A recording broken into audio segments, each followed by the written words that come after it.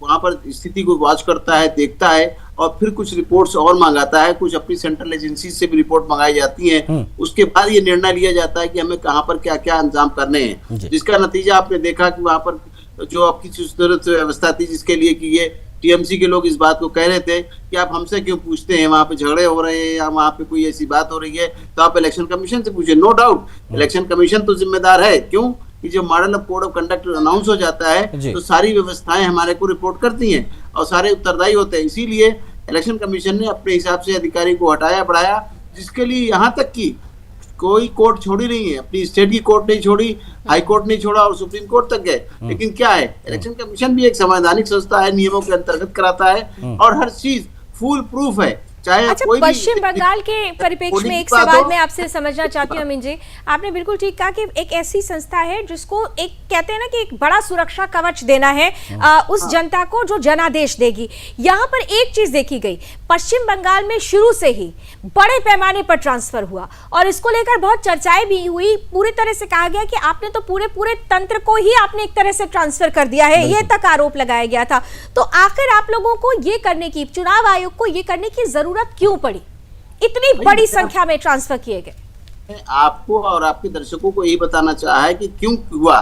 उधर हुआ and cry मचा, उस वक्त बहुत ही उधम मचाया गया कि साहब हमारे अधिकारियों को हटा दिया गया। आप देखिए SIR पे भी आप देखिए कि जब अधिकारी थे वो, मैं खुद गया था, आसनसोल भी गया था और कलकत्ता भी गया था। मैंने देखा कि जो वहां पर हमारे CO हैं मनोज अग्रवाल जहाँ बैठते हैं, चीफ इलेक्टोरल ऑफिसर, तो वहां पर भी नीचे ग्राउंड में धरना दे रखा था। वो कौन थे? वो इन्हीं के सपोर्टर BLOs थे जो हाय हाय कर रहे थे वहां पर और हर तरह से उधम मचा रहे थे।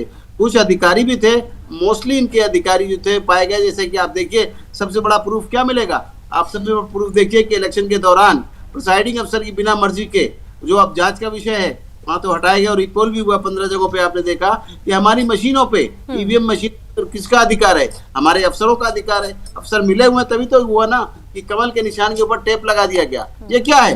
सरासर गुंडागर्दी है, इससे ज्यादा क्या हो सकता है? इसीलिए इलेक्शन कमीशन ने अपनी ऑब्जर्वर रिपोर्ट के साथ में, जिलाधिकारी की रिपोर्ट के साथ में उठा के वहां पर दोबारा चुनाव कर दिया, जिसके आप देख रहे हैं कि एक और भी असेंबली कॉन्स्टिट्यूंसी है जिसके अंदर फाल्टा, जिसके अंदर दोबारा चुनाव होने और काउंटिंग होगी। ये सब क्या दर्शाता है? ये सिर्फ दर्शाता है कि इलेक्शन कमीशन को काम करने नहीं दिया गया। और सी रिपोर्ट थी वहां पर, लेकिन इलेक्शन कमीशन डटा रहा और इतिहास में उसने अपना रच दिया।